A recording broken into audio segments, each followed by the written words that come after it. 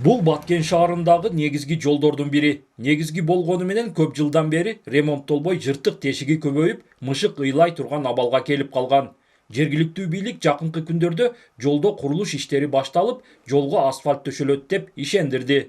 Быйылгы жылы Баткен шаарынын ич көчөлөрүнөн Разах көчөсүнүн экинчи бөлүгү мына азыр башталып атат. Бир эки күнүн ичинде баягы грунт тобуштун иштерин баштаса, асфальт төшөө иштери ушу майдын бир 15-20 карап башталып калат.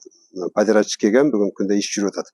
Жаман жолдо күн сайын ары бери каттап, жол азабын жон териси менен сезген жергиликтүүлөр жаңы жол салынганы менен анын сапатына маани берген адам жок дешет. Анткени буга чейин салынган жолдор жыл айланбай бузулууда деп айтышууда.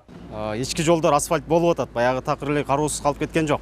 Бирок ошол асфальт болгон жолдор баягы элдер көп каттаган жолдорбу же болбосо аз каттаган жолдорбу дегенге маани берилбей атат.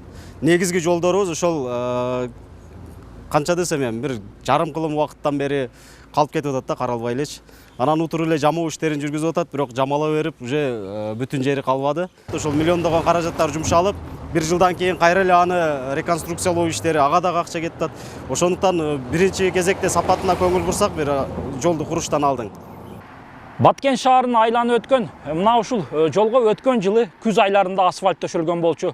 Бирок өзүңүздөр көрүп тургандай, бир жыл өтпөй ушул жолдун айрым бөлүктөрү мынтип чөгүп, бузулуп жөнөгөн. Жыл айланбай бузулуп башталган жолду салган компания 3 жылдык кепилдик мөөнөтү менен асфальт төшөгөн. Демек 3 жыл аралыгында бузулган бөлүктөрүн өз каражатына оңдоп калыбына келтирет деп билдирди Баткендеги жол чарба департаментинен. Ал жолдун сапатыны жол чарба департаменти менен Кыргыздор Транспроект деген долбоорлоо институту бар. Ошонун экөөнүн ортосунда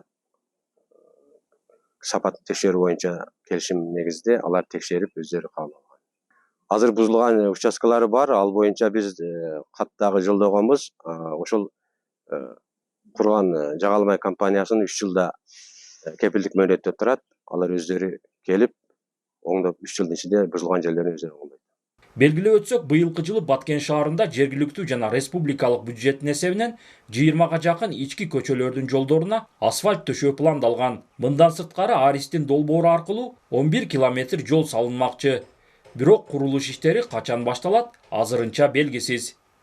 Улан Маккамбаев, Адыл Орозалиев, ЛТР, Баткен облусу.